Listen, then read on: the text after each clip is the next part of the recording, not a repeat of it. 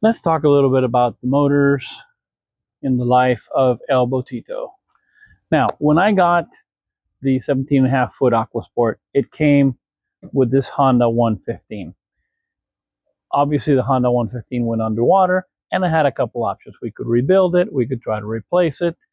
We had a lot of options in the aftermarket because four strokes are very popular and there's lots of sizes and brands available for us.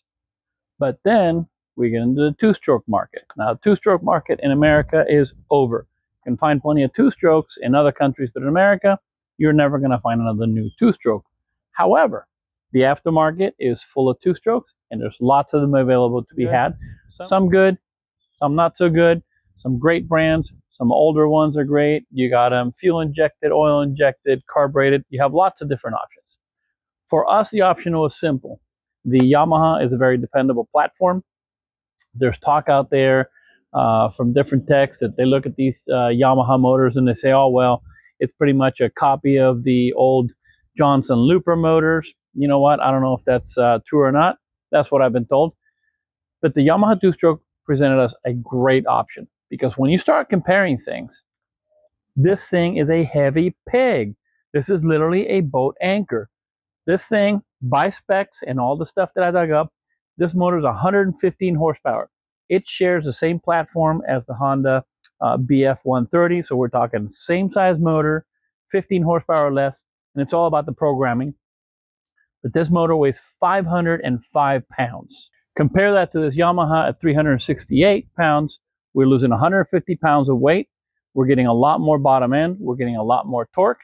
And we're getting a motor that's going to be peppier and has going to have a lot of support in the aftermarket for a long time. Although in its time, this Honda motor was a very adequate motor, it was still a motor that was very heavy. So when you have to consider that this platform is 505 pounds, it does make you think about a few things, especially about after you think about the repair costs that it's going to take to fix this motor. It took water on the bottom end, so it's going to have a whole new power head replaced, and the cost just didn't justify repairing this 2002 Honda motor.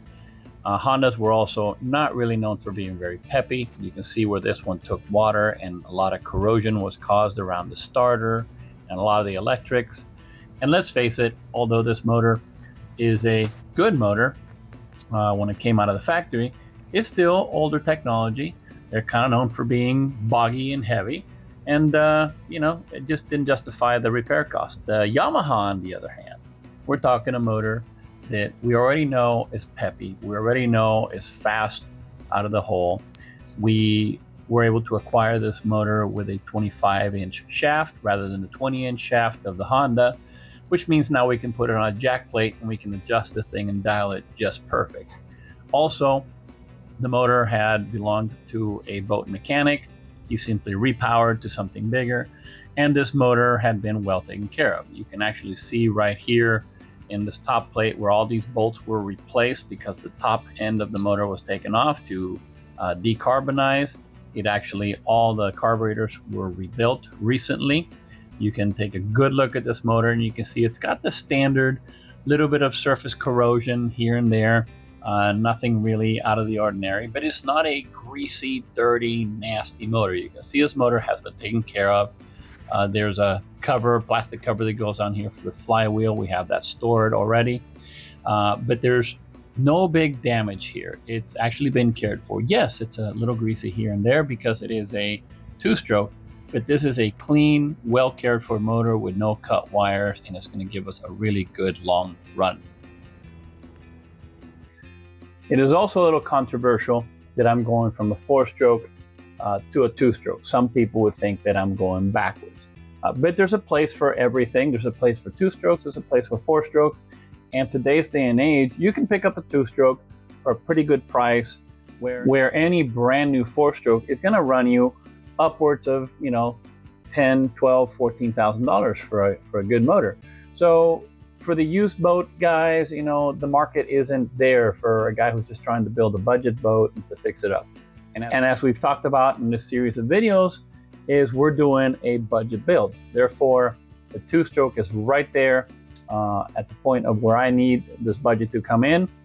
I'm doing a lot of things rebuild. I'm doing a lot of things used, buying everything. You know, I'm searching marketplace, putting my feelers out with the people I know to get all the parts I want to get. I'm doing trades, so I traded actually some work as part exchange for the Yamaha motor, and knowing that the motor came off of a mechanic's boat who was an avid fisherman. He still has 5 or 6 other Yamahas in the shop. He simply pulled this one off because he's getting older. He didn't want to do the maintenance anymore, and he just wanted to go to a 4-stroke. Same thing I did. He found himself a great deal on a Suzuki 4-stroke. He went to that, and to me it just made sense, especially with what I want to do with this boat. So share your opinion if you like. You're not wrong and you're not right. If you love 2-strokes or you hate 2-strokes and love 4-strokes, look, there's a place for all of those. In this particular project, I'm going with a 2-stroke and I'm sticking to the Yamaha. That's my story and I'm sticking to it.